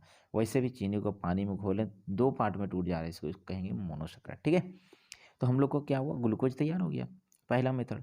दूसरा मेथड की अगर बात करें, फ्रॉम स्टार्च, स्टार्च से भी हम लोग ग्लूकोज तैयार करते हैं। और कॉमर्शियली क्वेश्चन पूछेगा, कॉमर्शियली मतलब ज़्यादा अमाउंट में हम लोग किससे तैयार करते हैं ग्लूकोज को, तो बस यही होता है स्टार्च, स्टार्च से ही तैयार करते हैं। इसका फार्मूला क्या होता है, बोर्ड पे ध्यान दो। देखिए फार्मूला क्या होता है, C6H10O5 टाइम। इसको स्टार्च कहते हैं, ये स्टार्च पॉलीसैकराइड होता है। इसको N टाइम में हाइड्रोलाइसिस कर देते हैं, तो क्या हुआ, C6 तो पहले से था, तो C6 का C6 रहा यहाँ पे, है ना। और हाइड्रोजन देखिए तो 10 था, हाइड्रोजन यहाँ 2, टोटल हो गया 12। ऑक्सीजन यहाँ 5 था, एक ऑक्सीजन यहाँ कितना हो गया 6। और कितना टाइम लिया, N मॉलिक्यूल वाटर ले लिया और N मॉलिक्यूल स्टार्च ले लिया, तो N मॉलिक्यूल जो बनेगा वो ग्लूकोज बनेगा। एसिडिक मीडियम में 393 केल्विन और 2 से 3 एटीएम में इसको हीट करते हैं। तो ध्यान रखना, ये स्टार्च बहुत ज़्यादा इंपॉर्टेंट है। स्टार्च एक पॉलीसैकराइड होता है और इसको हाइड्रोलाइसिस करते हैं तो ढेर सारा एन मॉलिक्यूल ग्लूकोज बन जाता है।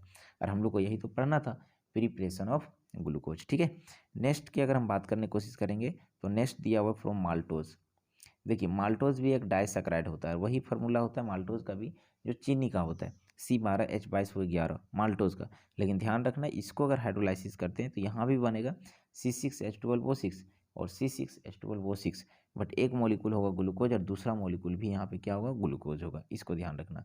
एक होता है हाइड्रोलाइसिस ऑफ लैक्टोज, लैक्टोज का भी वही फार्मूला होगा जो सुक्रोज का होता है और माल्टोज का होता है। ठीक है, इसको फिर से हाइड्रोलाइसिस करेंगे तो सिर्फ प्रोडक्ट यहाँ पे क्या हो रहा है, अलग बन रहा है। इसमें ग्लूकोज बनेगा और क्या बन जाएगा, ग्लैक्टोज बनेगा। तो मेन चीज़ हम लोग को क्या ध्यान रखना है, देखिए सुक्रोज का फॉर्मूला वही है ना, सुक्रोज का फॉर्मूला वही। ठीक है, यहाँ देखिए माल्टोज का भी फार्मूला वही, लैक्टोज का भी फार्मूला वही। ठीक है, ग्लूकोज का भी फार्मूला वही, फ्रुक्टोज का फार्मूला वही। मेन चीज़ ध्यान रखना, अगर हम लोग लैक्टोज का हाइड्रोलाइसिस करेंगे तो ग्लूकोज और ग्लैक्टोज बनेगा। माल्टोज का फार्मूला हाइड्रोलाइसिस करेंगे तो 2 मॉलिक्यूल ग्लूकोज बनेगा। और सुक्रोज का हाइड्रोलाइसिस करेंगे तो एक मॉलिक्यूल ग्लूकोज एक मॉलिक्यूल फ्रुक्टोज बनेगा। बट स्टार्च का हाइड्रोलाइसिस करेंगे तो N मॉलिक्यूल ग्लूकोज बनेगा, क्योंकि स्टार्च का यूज हाइड्रोलाइसिस करके बहुत सारा ग्लूकोज बना ले रहे हैं N मॉलिक्यूल, इसीलिए तो इसका यूज हम लोग कॉमर्शियली करते हैं, मतलब बहुत सारा हम लोग ग्लूकोज तैयार करने के लिए। ठीक है, तो ये सब 3-4 मेथड थे जहाँ से हम लोग ग्लूकोज तैयार करते हैं। पिछले साल क्वेश्चन पूछा था कि सुक्रोज का हाइड्रोलाइसिस करने के बाद क्या बनेगा, hydrolysis product of sucrose, sucrose का हाइड्रोलाइसिस प्रोडक्ट कितना क्या होगा, तो इसका आंसर होगा ग्लूकोज एंड फ्रुक्टोज। ठीक है, तो यहाँ से क्वेश्चन पूछा जाता है, कंफर्म क्वेश्चन यहाँ से पूछा ही जाता है। चलिए नेक्स्ट अगर हम बात करने की कोशिश करते हैं, बहुत ज़्यादा इंपॉर्टेंट टॉपिक जो है आपका chemical properties of glucose, glucose का केमिकल प्रॉपर्टीज़, और यहाँ से क्वेश्चंस पूछा ही जाता है। ठीक है, चलिए हम लोग इसके बारे में, तो जैसा कि हम लोग को पता है कि ग्लूकोज का जो है मॉलिक्यूलर स्ट्रक्चर की बात करें तो इस टाइप का ग्लूकोज का मॉलिक्यूलर स्ट्रक्चर है। देखिए यहाँ पे अगर हम बात करें तो ये आपको ग्लूकोज का मॉलिक्यूलर स्ट्रक्चर है। और अभी हम लोग क्या पढ़ाएं इस पर में कि ग्लूकोज में को एल्डोज भी कहते हैं क्योंकि इसमें एल्डिहाइड ग्रुप प्रेजेंट होता है, और फ्रुक्टोज जो होता है उसमें कीटोन ग्रुप प्रेजेंट होता है। तो मैं आपको बता दूं केमिकल रिएक्शन की अगर हम बात करें तो केमिकल रिएक्शन में क्योंकि इसमें एल्डिहाइड ग्रुप प्रेजेंट है, इसीलिए एल्डिहाइड का जो जो प्रॉपर्टीज़ होगा वही प्रॉपर्टीज शो करेगा कौन, तो ग्लूकोज शो करेगा। तो अभी हम लोग यहाँ देखने की कोशिश कर रहे थे भाई कि ये ग्लूकोज का स्ट्रक्चर है। देखिए ग्लूकोज का स्ट्रक्चर में क्या होता है, यहाँ नीचे CH2OH होता है, ऊपर में CHO होता है या COH होता है, एल्डिहाइड होता है ऊपर में, नीचे होता है अल्कोहल। और यहाँ पे OH OH H OH, जब इधर OH है इधर H, इधर H है तो इधर OH, इधर OH है तो इधर H, इधर OH है तो इधर H, टोटल 6 कार्बन है, C6H12O6 का स्ट्रक्चर है। अब इसी को हम लोग लिख सकते हैं, इसी को हम लोग लिख सकते हैं, क्या लिख सकते हैं कि CHO ऊपर कर दिए और नीचे वाला CH2OH लिख दिए। और देखिए CHOH CHOH CHOH CHOH है ना, टोटल 4 टाइम है, इसलिए CHOH हम लोग 4 टाइम लिख सकते हैं, क्योंकि केमिकल रिएक्शन में सिर्फ हमको एल्डिहाइड से मतलब है। तो ये सबको शॉर्ट फॉर्म में हम लोग इस तरह से लिख सकते हैं, कोई दिक्कत नहीं होगा, हम लोग सिर्फ और सिर्फ यहाँ पे चेंज करेंगे।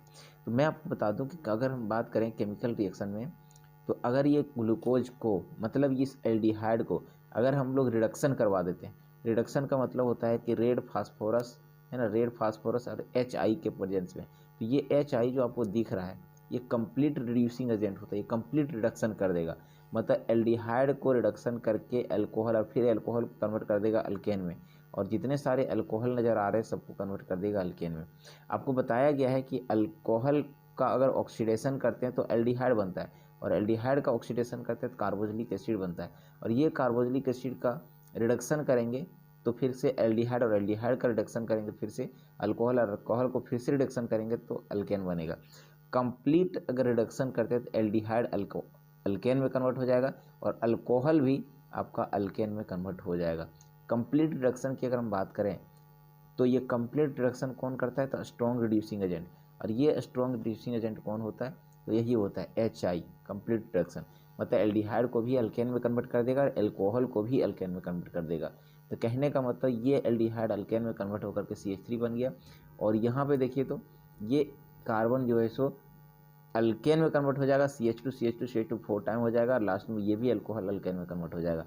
मतलब जो ग्लूकोज था वो डायरेक्ट नॉर्मल हेक्सेन में 6 कार्बन में कन्वर्ट हो जाएगा। देखो तो CH3 CH2 4 टाइम और CH3 मीन्स नॉर्मल हेक्सेन बन जाएगा। बहुत ज़्यादा इंपॉर्टेंट, ध्यान रखना कि ग्लूकोज का कंप्लीट रिडक्शन करते हैं तो नॉर्मल हेक्सेन बनता है। इसी टाइप का अगर इसका हम लोग ऑक्सीडेशन करवा देते हैं, इसका अगर हम लोग ऑक्सीडेशन करवा देते, ऑक्सीडेशन वो भी क्या, किसके साथ, ब्रोमीन वाटर के साथ। और ये ब्रोमीन वाटर जो होता है पार्शियल ऑक्सीडेशन होता है, पार्शियल ऑक्सीडेशन ये करता है, या टॉल्विन्स रिएजेंट के साथ या फेलिंग सॉल्यूशन के साथ। तो चाहे फेलिंग सॉल्यूशन हो चाहे टॉल्विन्स रिएजेंट हो, है ना, या ब्रोमीन वाटर, ये पार्शियली ऑक्सीडाइजिंग एजेंट है। मीन्स एक बार में एक ही टाइम ऑक्सीडाइज करेगा। मीन्स अगर एल्डिहाइड है तो वो कार्बोक्सिलिक एसिड में कन्वर्ट कर देगा। तो आपको पता है कि CHO एल्डिहाइड ग्रुप और नीचे CH2OH ग्रुप होता है, नीचे बीच में CHOH 4 टाइम होता है, ये ग्लूकोज का स्ट्रक्चर है। इसका अगर एक बार ऑक्सीडेशन करते हैं चाहे इसके प्रेजेंस या इसके प्रेजेंस, है ना, या इसके प्रेजेंस में, किसी के प्रेजेंस में, तो ये एल्डिहाइड कन्वर्ट हो जाएगा कार्बोक्सिलिक एसिड, बाकी ज्यों का त्यों रहेगा। तो यहाँ देखिए ये एल्डिहाइड था COH, ये कन्वर्ट हो गया COOH कार्बोक्सिलिक एसिड में, और इसका एक स्पेशल नाम हो गया ग्लूकोनिक एसिड। ध्यान रखना जब भी ग्लूकोज को पार्शियल ऑक्सीडेशन करते हैं तो ग्लूकोनिक एसिड बनता है, फुल्ली रिडक्शन कर देते हैं तो नॉर्मल हेक्सेन बनता है, जो भी हम लोग पढ़ाए थे। ठीक है, तीसरा केमिकल रिएक्शन की अगर बात करें तो ऑक्सीडेशन विथ HNO3। देखिए ये जो HNO3 होता है ये कंसनट्रेटेड नाइट्रिक एसिड जो होता है वो पावरफुल ऑक्सीडाइजिंग एजेंट होता है, स्ट्रॉन्ग ऑक्सीडाइजिंग एजेंट होता है, जिसके कारण से क्या होता है नीचे वाला जो एल्कोहल है वो भी फुल्ली ऑक्सीडाइज होकर कार्बोक्सिलिक एसिड में कन्वर्ट हो जाएगा, और ऊपर वाला भी ऑक्सीडाइज होकर के कार्बोक्सिलिक एसिड में कन्वर्ट हो जाएगा। एल्डिहाइड ऑक्सीडाइज होकर के कार्बोक्सिलिक एसिड में कन्वर्ट हो गया, और ये भी अल्कोहल ऑक्सीडेशन होकर के कार्बोक्सिलिक एसिड में कन्वर्ट हो गया। बाकी ये क्यों का त्यों रहा, ये अल्कोहल बीच हो रहा। और इस टाइप के जो एसिड होता है उसको कहते हैं सच्चरिक एसिड। क्या कहते हैं, सच्चरिक एसिड। ध्यान रखना ये होता है सच्चरिक एसिड, बहुत ज़्यादा इंपॉर्टेंट है। तो अगर फुल्ली ऑक्सीडेशन करेंगे तो सच्चरिक एसिड। ठीक है, चलिए नेक्स्ट रिएक्शन जो दिया हुआ है रिएक्शन विथ साइनोहाइड्रीन, है ना, SCN के साथ। SCN के साथ रिएक्शन कैसे होगा थोड़ा सा समझिए। जैसे मान लेते हैं कि यहाँ पे दिया हुआ देखिए SCN ये हाइड्रोसाइनिन है, साइनोहाइड्रीन है। आपको एल्डिहाइड कीटोन में पढ़ाया गया कि साइनोहाइड्रीन क्या होता है। जब भी कार्बोनिल ग्रुप, कार्बोनिल का मतलब एल्डिहाइड भी हो सकता है कीटोन भी हो सकता है, इसके साथ अगर हम लोग SCN के साथ रिएक्शन करवाते हैं तो साइनोहाइड्रीन बनेगा। और साइनोहाइड्रीन कैसे बनेगा, देखिए यहाँ पे ये कार्बोनिल ग्रुप है, कार्बोनिल ग्रुप में क्या होता है ये ऑक्सीजन पर माइनस होता है और ये कार्बन पर क्या होगा प्लस हो जाएगा। SCN टूटेगा H पर प्लस और CN पर माइनस, ये प्लस वाला वो माइनस के साथ चल जाएगा तो OH बन जाएगा, है ना, OH बन जाएगा। और ये C जो प्लस है, प्लस के साथ ये CN जुड़ेगा तो CN, तो एक ही कार्बन पर साइनो और OH हाइड्रीन आ जाएगा, है ना, हाइड्रोक्सी आ जाएगा, जिसको साइनोहाइड्रीन कहते हैं। कहने का मतलब ये हुआ कि कहीं पे भी अगर कार्बोनिल ग्रुप हो, कार्बोनिल ग्रुप में SCN के साथ रिएक्शन करवाते हैं साइनोहाइड्रीन बनता है। तो अभी हम लोग यहाँ देख रहे हैं रिएक्शन विथ SCN करवाने जा रहे हैं। आपको पता है ना कि ग्लूकोज जो है यहाँ पे देखिए, यहाँ पे ग्लूकोज की अगर हम बात करें,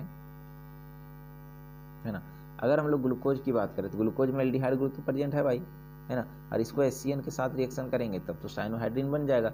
ये O पर माइनस, देखिए ये बॉन्ड टूट जाएगा, यहाँ O पर माइनस हो जाएगा और C पर प्लस हो जाएगा, तो O माइनस और H प्लस मिलकर के OH हो जाएगा, और ये C पर प्लस है, CN क्या होगा C प्लस पर चल जाएगा और यहाँ CN बन जाएगा।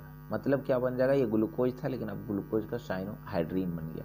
आपको पता है ये एल्डिहाइड कीटोन कार्बोक्सिलिक एसिड में पढ़ाया गया है कि जब भी कार्बोनिल ग्रुप रहता है वहाँ HCN के साथ रिएक्शन करवाते हैं तो साइनोहाइड्रीन बनेगा। ठीक है, बहुत ज़्यादा इंपॉर्टेंट था, ये ग्लूकोज था, ग्लूकोज साइनोहाइड्रीन बन गया।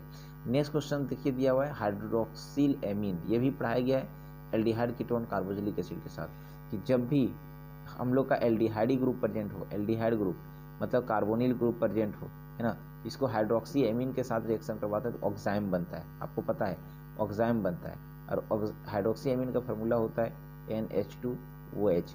यहाँ से क्या होगा, H2O बाहर निकल जाएगा और ये ग्रुप जुड़ जाएगा जिसको हम लोग ऑक्साइम कहते हैं। देखिए यहाँ पे क्वेश्चन कितना आसान दिया हुआ है, ये ग्लूकोज है, ग्लूकोज में एल्डिहाइड ग्रुप दिया है मतलब कार्बोनिल ग्रुप दिया है और हाइड्रोक्सी एमीन इसको कहते हैं NH2OH को। तो इसका 2 हाइड्रोजन और इसका 1 ऑक्सीजन मिलकर के H2O बाहर निकल जाएगा और ये वाला इसके साथ जुड़ जाएगा। देखिए यहाँ पे जुड़ गया है ना ये वाला, और मेन प्रोडक्ट जो बनता है इसको कहते हैं ग्लूकोज ऑक्साइम। जब भी कार्बोनिल ग्रुप के साथ हाइड्रोक्सी एमीन जुड़ता है जो फाइनल प्रोडक्ट बनता है वो ऑक्साइम कहलाता है। क्योंकि ये ग्लूकोज था तो अब जो प्रोडक्ट बनेगा वो क्या बनेगा, ग्लूकोज ऑक्साइम बनेगा। ठीक है, जो बहुत ज़्यादा इंपॉर्टेंट है, इसको आप थोड़ा सा ध्यान रखेंगे। चलिए देखिए अगला अगर हम बात करने की कोशिश करेंगे तो यहाँ से क्वेश्चन एक होता है कंट्रोल रिडक्शन। और कंट्रोल रिडक्शन का मतलब होता है कि जब भी हम लोग कार्बोनिल ग्रुप लेंगे, कार्बोनिल ग्रुप का मतलब एल्डिहाइड ग्रुप जब भी हम लोग लेते हैं, है ना, और इसको अगर NaBaH4 सोडियम बोरोन हाइड्राइड के साथ रिएक्शन करते हैं तो ये हाइड्रोजन देता है और ये जो है सो क्या बन जाएगा, एल्कोहल में कन्वर्ट हो जाएगा। मतलब RC⋯OH अगर रहेगा तो RCH2OH बन जाएगा। मतलब NaBH4 क्या है, रिड्यूसिंग एजेंट होता है, है ना, हाइड्रोजन को ऐड करने का कोशिश करता है, कंट्रोल रिडक्शन होता है। तो वही आप लिखने की कोशिश कीजिए। देखिए ये कार्बोनिल ग्रुप था, ये कार्बोनिल ग्रुप है जिसको डी ग्लूकोज कहते हैं, यहाँ कार्बोनिल ग्रुप है, यहाँ पे सोडियम बोरोन हाइड्राइड के साथ रिडक्शन करवा दी, है ना, एसिडिक मीडियम में, वाटर मीडियम में, तो क्या बन जाएगा, यहाँ CH2OH यहाँ पे भी बन जाएगा। देखिए CH2OH बन जाएगा, एल्डिहाइड CH2OH में, नीचे तो CH2OH तो था ही और बीच में CHOH का होल 4 था और इसका एक स्पेशल नाम होता है जिसको कहते हैं सॉर्बिटोल। तो ध्यान रखना जब भी पार्शियली रिडक्शन ग्लूकोज करेंगे तो क्या बन जाएगा, सॉर्बिटोल बन जाएगा। ठीक है, क्या बनेगा, सॉर्बिटोल बनेगा। और अभी पढ़ाने की कोशिश किए कि जब क्या कहते हैं हाइड्रोक्सी एमीन के साथ रिएक्शन करवाएंगे तो ऑक्साइम बनेगा। नेक्स्ट पढ़ा है कि HCN के साथ रिएक्शन करेंगे तो साइनोहाइड्रीन बनेगा, है ना। फुल्ली ऑक्सीडेशन करेंगे नाइट्रिक एसिड के साथ तो सल्फ्यूरिक एसिड बन जाएगा। और अगला बताएं रिएक्शन विद ब्रोमीन वाटर करेंगे तो एक ही बार ऑक्सीडेशन होगा, ग्लूकोनिक एसिड बनेगा। रिएक्शन विद HI और रेड फास्फोरस के साथ रिएक्शन करेंगे तो नॉर्मल हेक्सेन बन जाएगा। ठीक है, अगला अगर हम बात करने की कोशिश करें जो बहुत ज़्यादा इंपॉर्टेंट है, ठीक है, रिएक्शन विथ NaHS4, ये तो और सिंपल है भाई, NaHSO3 HSO3 क्या बनेगा, देखिए तुम सिंपल है, ये कार्बोनिल ग्रुप आपको पता है, C डबल बॉन्ड ये ऑक्सीजन पर माइनस टूटेगा, ये कार्बन पर प्लस, NaHSO3 को तोड़ सकते हैं Na पर प्लस और HSO3 पर माइनस, ये Na प्लस ऑक्सीजन के साथ जुड़ेगा तो वो Na बन जाएगा और ये C प्लस पर ये टोटल माइनस ग्रुप जुड़ जाएगा, है ना। इसको जो कहते हैं sodium bisulphide, sodium bisulphide product of glucose. ठीक है, करेंगे सबसे ज़्यादा इंपॉर्टेंट यहाँ 8 नंबर क्वेश्चन देखने की कोशिश करेंगे, है ना, ये आपका 8 नंबर है। देखिए 8 नंबर में हम लोग क्या देखने की कोशिश कर रहे हैं, देखने की कोशिश करेंगे यहाँ पे कि रिएक्शन विथ क्या, फेलिंग सॉल्यूशन, फेलिंग सॉल्यूशन। और फेलिंग सॉल्यूशन का मतलब होता है कॉपर सल्फेट प्लस NaOH के मिक्सर। तो हम लोग यहाँ पे देखने की कोशिश कर रहे हैं कि ये हम लोग का ग्लूकोज है और ग्लूकोज को जब भी हम लोग फेलिंग सॉल्यूशन के साथ रिएक्शन करवाते हैं CuSO4 और NaOH का होल ट्वाइस, है ना, NaOH कॉपर सल्फेट और सोडियम हाइड्रोक्साइड के मिक्सर को फेलिंग सॉल्यूशन कहते हैं। तो ये कॉपर सल्फेट टूट जाएगा Cu पर 2 प्लस और SO4 पर 2 माइनस, ये 2 प्लस है, कॉपर यहाँ 2 प्लस फॉर्म में है। जैसे इसके साथ फेलिंग सॉल्यूशन के साथ रिएक्शन करवाते हैं तो ये क्या होता है, कार्बोक्सिलिक एसिड एल्डिहाइड था वो कन्वर्ट हो जाएगा क्या, कार्बोक्सिलिक एसिड में। इसका मतलब ये हुआ, इसका मतलब ये जो कॉपर 2 प्लस था ये कन्वर्ट हो जाएगा Cu2O और Na2SO4 में। तो यहाँ हम लोग देखने की कोशिश ये करें, ध्यान रखना कि फेलिंग सॉल्यूशन जो होता है वो ऑक्सीडाइजिंग एजेंट होता है। ऑक्सीडाइजिंग एजेंट कहने का मतलब यहाँ कॉपर किस फॉर्म में, 2 प्लस में, लेकिन यहाँ का Cu2 में अगर हम ऑक्सीडेशन स्टेट कॉपर का निकालना चाहते हैं तो कॉपर का X मान लेंगे, 2 कॉपर है क्या होगा 2X, है ना, -2 इक्वल टू कितना 0, यहाँ X का वैल्यू निकालना चाहते हैं तो 1 आता है। कहने का मतलब कॉपर का ऑक्सीडेशन स्टेट इधर 2 है और इधर क्या हो गया 1 हो गया, यहाँ कॉपर का 1 हो गया। मतलब कॉपर का ऑक्सीडेशन स्टेट घट रहा है, मीन्स कॉपर का रिडक्शन हो रहा है। और ये कार्बन देखिए तो एल्डिहाइड का है ना ऑक्सीडेशन हो रहा है। तो कहा यह जाता है कि यहाँ पे एल्डिहाइड का क्या हो रहा है, ऑक्सीडेशन हो रहा है, और कॉपर का रिडक्शन हो रहा है। मतलब ये कॉपर जो है यही फेलिंग सॉल्यूशन एक तरह से क्या है, एक तरह से ऑक्सीडाइजिंग एजेंट है। क्या है भाई, ऑक्सीडाइजिंग एजेंट है।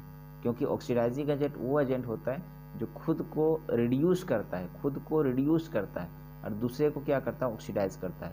तो यहाँ पर हम लोग देखने की कोशिश करते हैं कॉपर खुद को रिड्यूस कर ले रहा है और दूसरे को क्या कर रहा है, इसको ऑक्सीडाइज कर दे रहा है। तो इसको हम लोग क्या कहते हैं, ऑक्सीडाइजिंग एजेंट।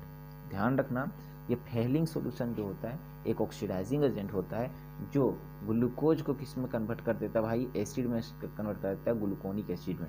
एल्डिहाइड को सीधे किस में, कार्बोक्सिलिक एसिड में। ध्यान रखना यहाँ जो कॉपर 2+ है, यहाँ पे क्या हुआ, कॉपर Cu2+ में कन्वर्ट हो गया, और इसका कलर जो होता है रेड पीपीटी होता है, रेड प्रिसिपेट बनता है। तो क्वेश्चन यहाँ से क्या पूछता है, क्वेश्चन बोलेगा कि ग्लूकोज का टेस्ट बताइए या एल्डिहाइड का टेस्ट बताइए। तो ध्यान रखना कि जब भी हम लोग फेलिंग सॉल्यूशन के साथ रिएक्शन करवाते हैं तो ये कॉपर का रेड पीपीटी देता है, कॉपर का रेड कलर का ये एक प्रिसिपेट बनाता है ना, फेलिंग सॉल्यूशन एल्डिहाइड के साथ। ये बात थोड़ा सा देखने की कोशिश करेंगे, है ना, बहुत ज़्यादा इंपॉर्टेंट है।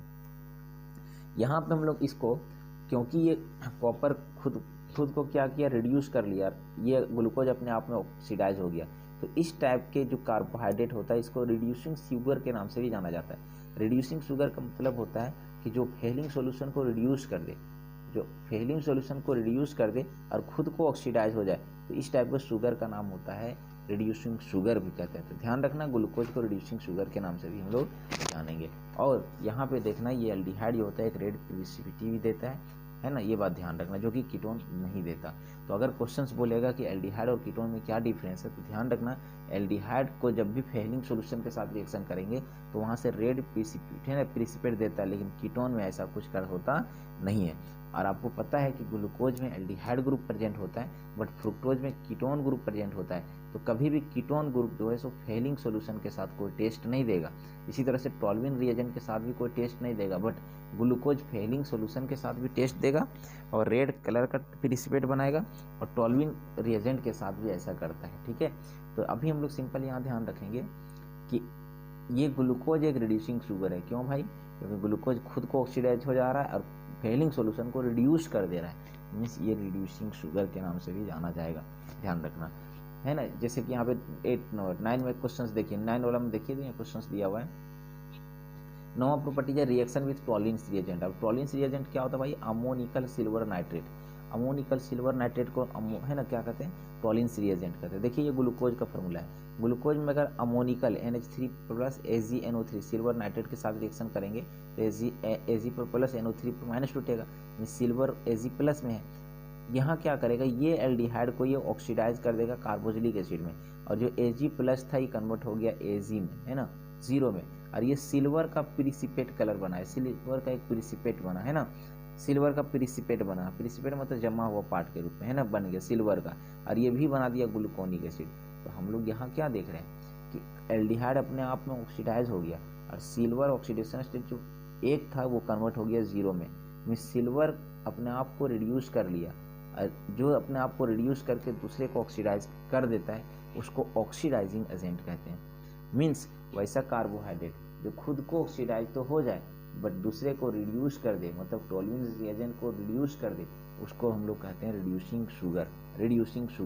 और रिड्यूसिंग शुगर वही करेगा जिसके पास एल्डिहाइड ग्रुप प्रेजेंट हो, क्योंकि एल्डिहाइड ही ऑक्सीडाइज होकर के कार्बोक्सिलिक एसिड में बदल सकता है, कीटोन नहीं बदलेगा। और आपको पता है कि फ्रुक्टोज में कार्बोनिल ग्रुप प्रेजेंट होता है। तो ध्यान रखना कि फ्रुक्टोज कभी भी टॉल्विन रिएजेंट नहीं दिखाएगा, फेलिंग सॉल्यूशन नहीं दिखाएगा, और कभी भी जो सो उसको रिड्यूस नहीं कर पाएगा। इसीलिए एल्डिहाइड को हम लोग रिड्यूसिंग शुगर कह सकते हैं ना, ये ध्यान रखना, रिड्यूसिंग शुगर यहाँ पे कह सकते हैं। ठीक है, और टॉल्विन रिएजेंट के साथ वो क्या कर सकता है, प्रिसिपेट शो कर सकता है। ध्यान रखना यहाँ पे हम लोग बताने की जो कोशिश कर रहे हैं कि ये जो एल्डिहाइड होता है वो किस टाइप का कलर देता है, फेलिंग सॉल्यूशन के साथ, टॉल्विन रिएजेंट के साथ सिल्वर पीपीटी देता है, बट फेलिंग सॉल्यूशन के साथ क्या देता है, ये कॉपर का है ना प्रिसिपेट देता है। ये बात थोड़ा सा ध्यान रखना। यहाँ देखिए अगला क्वेश्चन क्या क्वेश्चन देने को बताने को सीखें। देखिए यहाँ पे क्या दिया, कॉपर 2+ में कन्वर्ट हो गया जो रिड्यूस हो गया ग्लूकोज को ऑक्सीडाइज करता है। हियर ग्लूकोज शोज फेलिंग, है ना, फेलिंग सॉल्यूशन टेस्ट। ग्लूकोज को हम लोग रिड्यूसिंग शुगर कहते हैं। रिएक्शन विथ टॉल्विंग्स रिएजेंट के बारे में भी हम बताने को सीखें। यहाँ पे glucose gets oxidise and as he gets reduce, hence glucose is called reducing sugar and shows silver test positive. और यहाँ पे देखते हैं कि सिल्वर का एक पॉजिटिव टेस्ट देता है, ठीक है। Since fructose contents ketone group, क्योंकि फ्रुक्टोज एक है कीटोन ग्रुप को रखता है, so it does not give silver test and copper test. Question ये पूछेगा भाई मेरे कि ग्लूकोज में और फ्रुक्टोज में क्या डिफरेंट है। तो ग्लूकोज जो है सो टॉल्विन सॉल्यूशन के साथ ऑक्सीडाइज हो जाता है, फेलिंग सॉल्यूशन के साथ भी ऑक्सीडाइज हो जाता है, और फेलिंग सॉल्यूशन के साथ ऑक्सीडाइज होकर के सिल्वर का टेस्ट देगा, और ये टॉल्विन्स रिएजेंट के साथ क्या देगा, टॉल्विन्स रिएजेंट के साथ सिल्वर का टेस्ट देगा, और फेलिंग सॉल्यूशन के पास कॉपर का टेस्ट देगा, बट कि फ्रुक्टोज ऐसा टेस्ट नहीं देगा। फ्रुक्टोज इस सब के साथ रिएक्शन शो नहीं करेगा क्योंकि उसमें कीटोन ग्रुप प्रेजेंट होता है, ठीक है। जैसे कीटोन ग्रुप रहेगा, टॉल्विन्स रिएजेंट देंगे और फेलिंग सॉल्यूशन देंगे तो इसके साथ कोई रिएक्शन नहीं होगा, मतलब ये टेस्ट नहीं दिखाएगा। तो सिंपल क्वेश्चंस पूछेगा कि फ्रुक्टोज और ग्लूकोज में क्या डिफरेंट है। तो ग्लूकोज टॉल्विन के साथ और फेलिंग सॉल्यूशन के साथ ऑक्सीडाइज होकर के एसिड बनाएगा, बट फ्रुक्टोज ऐसा कुछ नहीं करेगा। नीचे नोट करके लिखें, fructose never shows silver test and copper red brown test with Tollens reagent and Fehling solution, even it is also reducing sugar. जबकि ये एक तरह से रिड्यूसिंग शुगर ये भी होता है ड्यू टू द, है ना, tautomerism ketose gets convert into aldose form in alkaline solution, basic solution. सवाल ये उठता है, यहाँ पे सवाल ये उठता है कि, है ना, ये जो ग्लूकोज होता है, यहाँ देखिए, यहाँ पे हम लोग देख रहे हैं कि ग्लूकोज जो होता है वो टॉल्विन्स रिएजेंट को, टॉल्विन्स रिएजेंट के साथ खुद को ऑक्सीडाइज कर लिया, टॉल्विन्स रिएजेंट को रिड्यूस कर दिया, मतलब रिड्यूसिंग शुगर कहलाएगा। इसी तरह से यहाँ पे हम लोग देखने की कोशिश की कि ग्लूकोज फेलिंग सॉल्यूशन को रिड्यूस कर दिया, खुद को ऑक्सीडाइज कर दिया, मतलब ये रिड्यूसिंग शुगर कहलाएगा। बट कीटोन तो ऐसा नहीं कर पा रहा है, तो उसको रिड्यूसिंग शुगर ना करके नॉन रिड्यूसिंग शुगर करना चाहिए, लेकिन ऐसा नहीं होता। ये जो कीटोन होता है ना, कीटोन जो हम लोग का होता है, वो कीटोन क्या होता है, कीटोज जो फॉर्म होता है अपने आप में बेसिक मीडियम में एल्डोज में कन्वर्ट हो जाता है। कीटोज फॉर्म मतलब फ्रुक्टोज जो होता है, अगर बेसिक मीडियम उसको दिया जाए तो एल्डोज में कन्वर्ट हो जाएगा। जितने सारे एल्डोज होते हैं वो क्या करता है, फेलिंग सॉल्यूशन को और टॉलिन्स रिएजेंट को रिड्यूस कर देता है, मीन्स रिड्यूसिंग शुगर कहलाता है। तो वही यहाँ पे लिखने की कोशिश की है कि अगर ये एल्डोज है, मतलब ग्लूकोज है, अल्कलाइन सॉल्यूशन देते हैं बेसिक मीडियम, तो ये क्या होता है, कीटो फॉर्म में या कीटो फॉर्म एल्डो फॉर्म में कन्वर्ट हो जाएगा।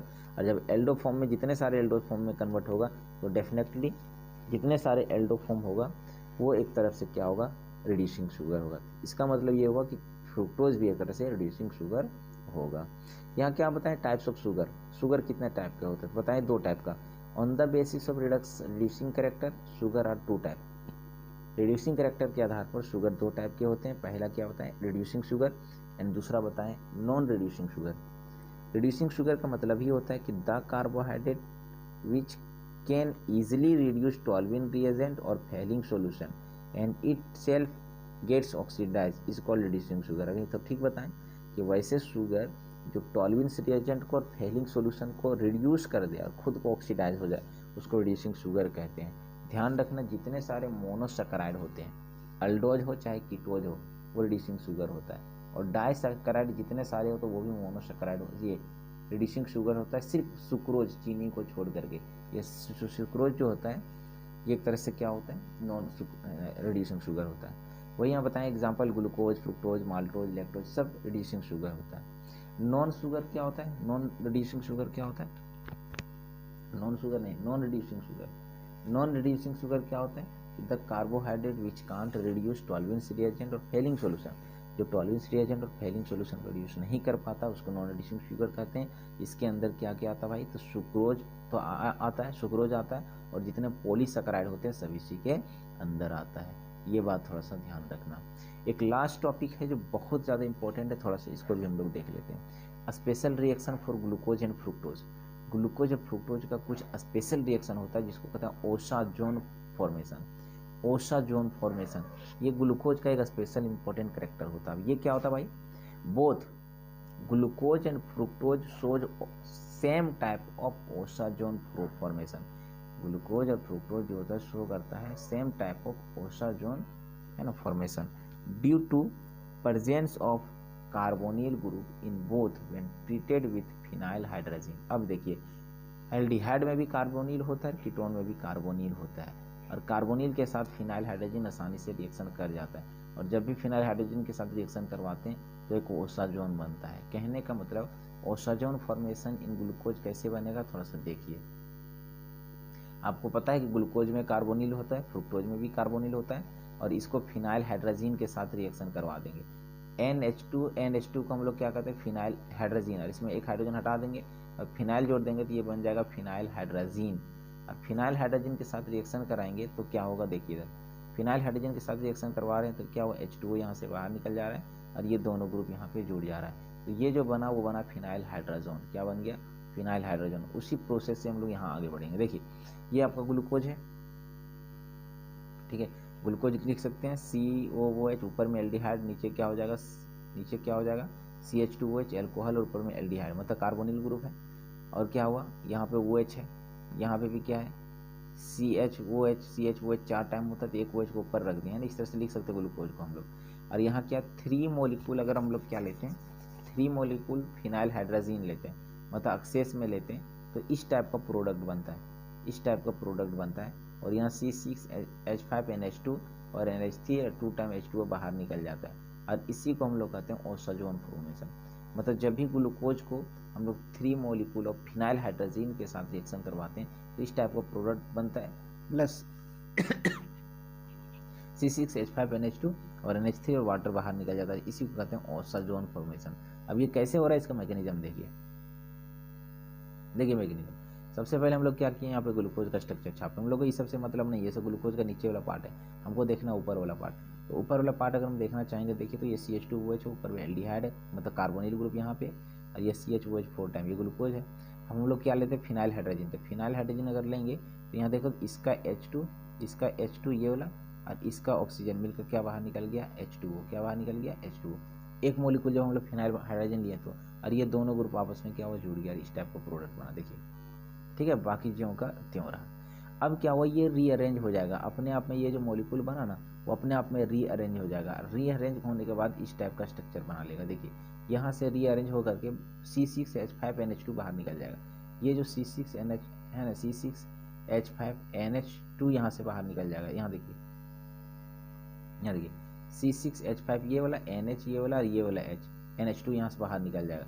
और किस टाइप का प्रोडक्ट बन जाएगा, रीअरेंज होकर के अपने आप, देखिए यहाँ पे इस टाइप का प्रोडक्ट बन जा रहा है, ठीक है।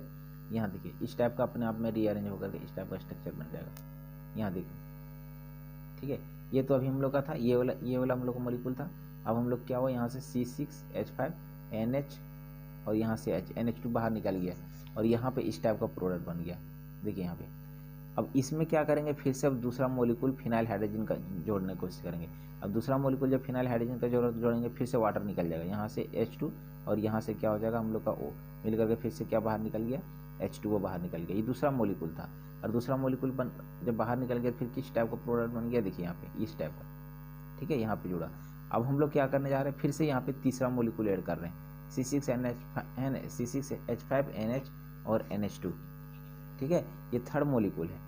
जब थर्ड मॉलिक्यूल को हम लोग ऐड कर दे रहे हैं तो क्या हुआ, ये वाला मॉलिक्यूल यहाँ पे जुड़ गया, ऊपर में जुड़ने की कोशिश किया, देखो ऊपर में, और इस टाइप का होल प्रोडक्ट बनने की कोशिश किया। CH2OH ये वाला तो रहा ही, ये पहले बना, ये ऊपर में ग्रुप यहाँ पे जुड़ गया, ठीक है, तीसरा मॉलिक्यूल, और NH3 यहाँ से बाहर निकल गया। देखिए ये NH3 यहाँ से बाहर निकल गया, और ये ग्रुप क्या हुआ, यहाँ से ऊपर जुड़ गया, NH यहाँ से, और NH2 ये वाला, NH3 बाहर निकल गया, ये टोटल मॉलिक्यूल यहाँ पे जुड़ गया, और इस टाइप का फाइनल प्रोडक्ट बन गया, और इसी को कहते हैं ओसाजोन।